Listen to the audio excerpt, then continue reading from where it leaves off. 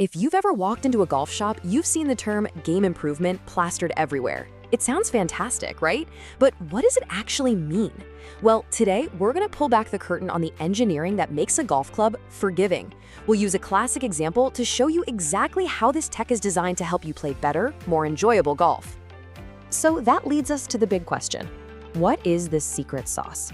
What makes one club save your shot when you miss the sweet spot, while another just punishes you for it? I'm telling you, it's not magic. It's a really fascinating blend of physics and clever design, all aimed at solving some very, very common problems out on the course. Okay, so before we can really appreciate the solution, we have to understand the problem. And for most of us amateur golfers, let's be honest, the challenges are frustratingly familiar. Let's take a look at what game improvement technology is really trying to fix. So does any of this sound familiar? Maybe you've noticed you're just not hitting it as far as you used to, or maybe your biggest battle is just consistency. One great shot followed by one that sails way offline. From that dreaded slice that ruins a hole, to hitting it fat, or just not getting enough air under the ball to stop it on the green, these are the exact issues engineers are trying to solve. All right, now for the fun part, let's pop the hood. We're gonna dissect a game improvement iron. In this case, the Mizuno MX-900, to see the specific technology that's built in to fight those frustrations we just talked about. Right off the bat, the first huge difference is how they're built.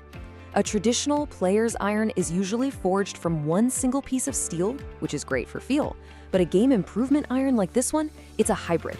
It combines a hot titanium face, we'll get to that, with a steel body for stability. This multi-material approach is really the foundation of modern forgiveness. And this is the most obvious thing you'll see. That scooped out part on the back, that's called a cavity back. And trust me, it is not just for looks. It is the primary engine of forgiveness in an iron. And it all boils down to a really important concept in physics. And that concept is called moment of inertia, or MOI. Now, don't let the fancy terms scare you. In simple terms, just think of it as stability. An object with high MOI really resists twisting. For a golf club, that is huge. Because when you hit the ball off-center, on the toe or the heel, the club head naturally wants to twist open or closed, sending your ball way offline. High MOI is the force that fights that twist. So here's how it all connects. That cavity back lets designers scoop out weight from the middle of the club and push it all the way to the edges, to the perimeter. It's this perimeter weighting that jacks up the MOI. And the benefit for you, it's simple. A club that stays more square through impact even when you don't hit it perfectly. Your missed hits fly straighter, and they don't lose nearly as much distance. But that's not all. They pack in even more help. Take a look at the bottom of the club. That's the sole. Making it wider helps the club literally glide across the turf instead of digging in. That's your defense against those heavy, fat shots. And then there's offset, where the face is set just a little bit behind the shaft. This gives you a split second longer to get the club face square at impact, which is an amazing anti-slice tool.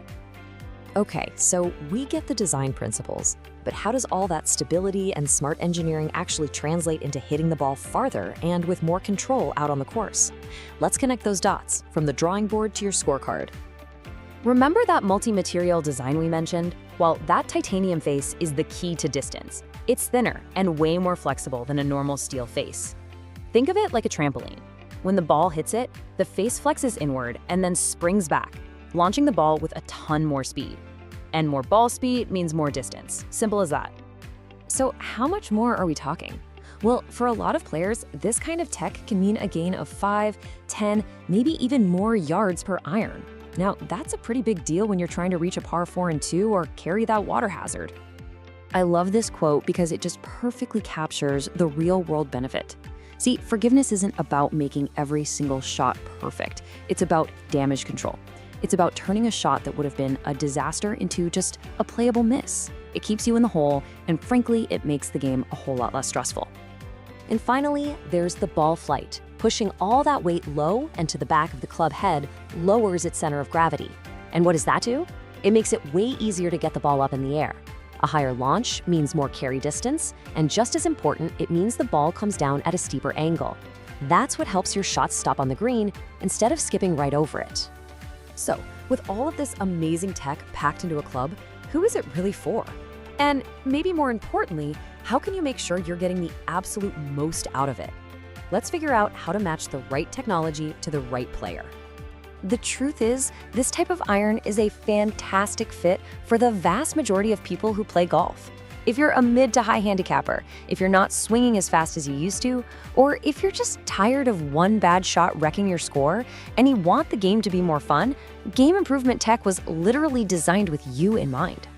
Now, it is really easy to get mesmerized by the shiny new clubhead, right? With all its cool-looking technology. But if you ignore the other half of the equation, you are leaving a ton of performance on the table. You've got to think of the shaft as the engine. It's what delivers that high-tech clubhead to the ball. And pairing a great clubhead with the wrong shaft, it's like putting cheap tires on a sports car. You're just not going to get the performance it was built for. Getting the right weight and the right flex is absolutely critical. Now, this is a great little cheat sheet. While getting professionally fit is always the best way to go, your driver's swing speed is a fantastic starting point.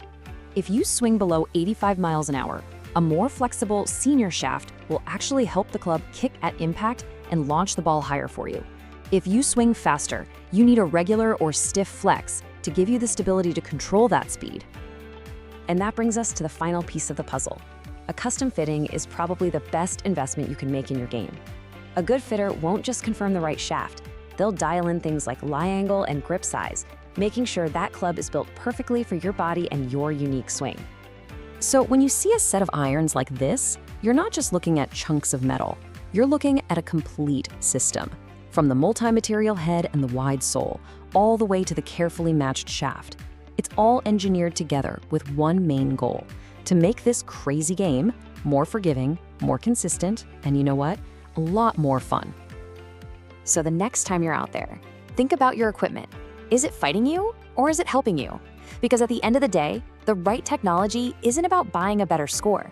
It's about unlocking a more enjoyable way to play. The only real question left is, what could it do for your game?